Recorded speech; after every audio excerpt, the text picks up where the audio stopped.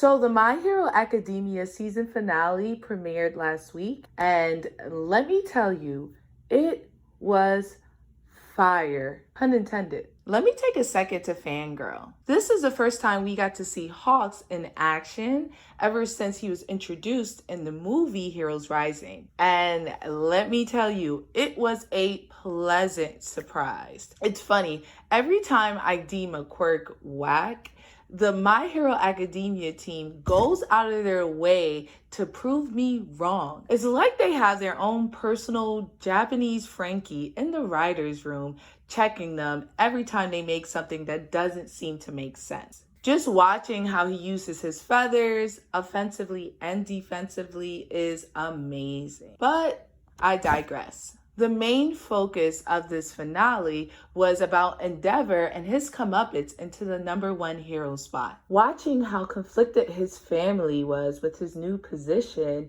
created a nuanced backstory to a hero that I don't think we really got a chance to know. I also love how all of the exposition was done in Endeavor's head as he's kind of going through his next steps instead of him talking to the villain like an idiot. I mean, My Hero Academia sure knows how to make it hard to complain. But you know me, I'm here to expose some of the cracks in this story. And for this story, it's about Endeavor's status as #1 hero. Because frankly, I don't think he deserves it. Now, before we get started, let me give you a little bit of backstories.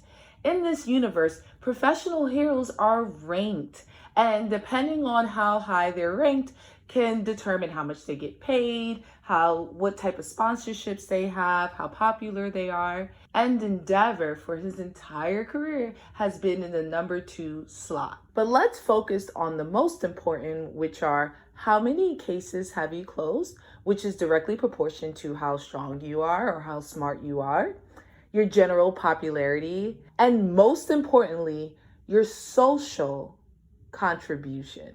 And this, my friends, is where Endeavor falls short. Endeavor has the power and the wit, hands down, but he also has an extremely dark past that I just can't ignore. His ambition and pride caused him to abuse his wife to the point of madness. Also, she can create the perfect child. I'm sorry, but someone with such an egregious past should not be on such a high pedestal. I get that his whole story is about learning the error of his ways and doing his best to right his wrongs, but I just think that some things disqualify you from becoming essentially the pillar of hope. Beyond that, at this moment, Endeavor still moves pretty recklessly. He often uses deadly force, and he rarely assesses the situation before he starts fighting. Even my boy Hawks checks him while he's fighting Nobu to say, hey, there's people around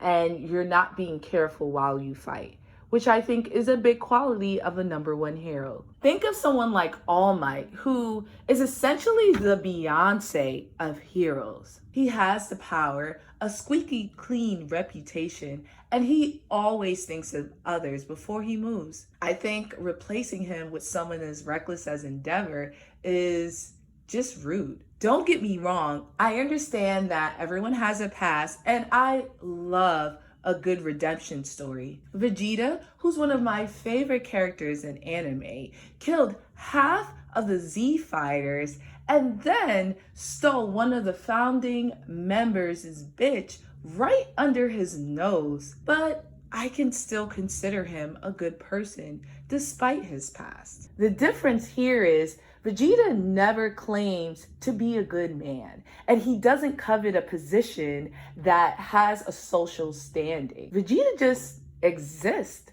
and tries to be the best at fighting. He never once claims that he's better than Goku. And I know you're gonna say that Endeavor never says that he's better than All Might, but by taking All Might's position, he's saying he's at least as good as he is. Endeavor knows that the sins of his past, if brought to light, would disqualify him as #1 hero. And that's why he's never spoken to it. And that, my friend, is why I don't think he deserves that #1 spot. But do you agree? Let me know your thoughts in my comments below.